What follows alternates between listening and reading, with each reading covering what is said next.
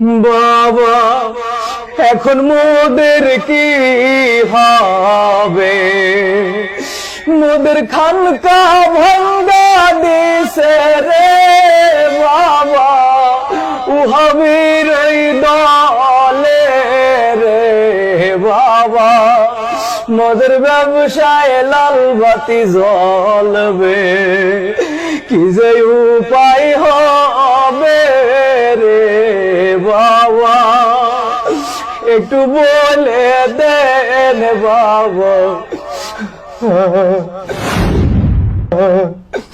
কিরে তুই কানতে আসো, হঠাৎ আজকে এত ইমোশনাল হয়ে গেলি কে? হইসটা কি? বাবা আপনি তো বলেছিলেন বাবা যে কোনো বিপদের সময় আপনি আমাদের পাশে থাকবেন, আপনি উফাত গমন করেছেন, কিন্তু আমরা মনে প্রাণে বিশ্বাস করতাম বাবা আপনি আমাদের মাঝে এখনো আছেন, কবরে আপনি আমাদের সাথে থাকবেন, কিন্তু বাবা দুনিয়াতেই তো আপনি আমাদের সাথে এখন আর নাই, আমাদের ঘর বাড়ি মাজার খানকা ভেঙে, এমনকি বাবা আপনার রওজা শরীফ ভেঙে দিয়েছে, আপনি কিছুই করতে পারলেন না বাবা। বাবা আপনি বলেছিলেন বিপদের দিনে আমাদের পাশে থাকবেন বাবা, কিন্তু ওই ওয়াহাবিরা এই দেশের মানুষ আপনার রওজা শরীফে আগুন জ্বালিয়ে পুড়িয়ে ছারখার করে দিয়েছে, আপনি কিছুই করতে পারলেন না বাবা। বলদা এখন কাইন্ডে কি কোনো লাভ আছে?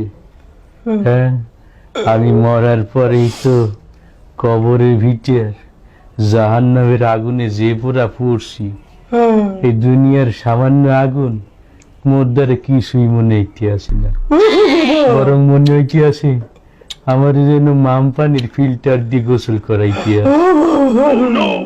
আর এই আগুনের সে জাহান্নামের আগুন আর কত বেশি গরম, মোর কইলে গির্দে ফুসফুস সব পুড়িয়ে ছারখার হয়ে গেছে, আর তোরা কানতে আসো দুনিয়ার আগুনের লেগে, এ তো কিছুই না বেডা, কান্দাকাটি করা লাগে। হ্যাঁ বাবা আমাদের এখন কি উপায় হবে, আপনি নিজেই তো এখন জাহান্নামে আছেন বাবা, তাহলে আমাদের এখন কি উপায় হবে একটু বলে যান বাবা। আলার বালা পাডার ঘরের পাডা, তুই আসো তোকে উপায় লিগে, আমার নিজের উপায়ের কাম সারা, আর তুই আসো তোর দান দেয়।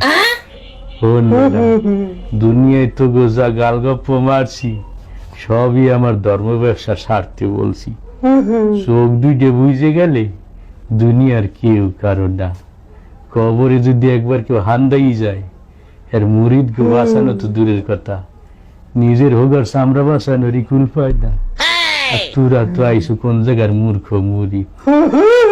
বেটা যা হরছ হরছ, মাজার যেহেতু জ্বললে বুড়িয়ে গেছে, আমার কবরে আইসে তো আর কোনো লাভ নাই, যার যার ইমান আমল আকীদা ঠিক করে যার যার নিজের আখেরের পথ গুছাও, আমার দরবারে আইয়ে তবুও কোনো লাভ নাই, আমারও কোনো লাভ নাই। কথা ক্লিয়ার? ক্লিয়ার বাবা, তাহলে এতদিন আপনি আমাকে ধোঁকা দিয়েছেন বাবা। আমি কি তোকে কাউরে গালি টালি দিছি বাবা?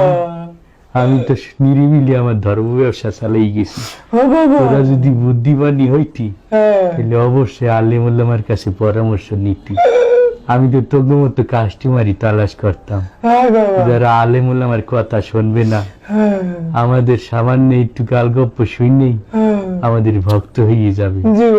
যাই হোক দুনিয়ায় যা হাসিল করছি আখেরাত পুরোটাই বরবাদ হয়ে গেছে, তোরাও সময় থাকতে নিজের আখের গুছা, নাইলে তোকে বাবার এই যে অবস্থা তোকে তো তালাশ করেই পাওয়া যাবে না, আমার এই দেহই যখন কবরের ভিতরে টেকতে পারলো না তোকে তো তালাশ করে পাওয়া বহু দূরের কথা।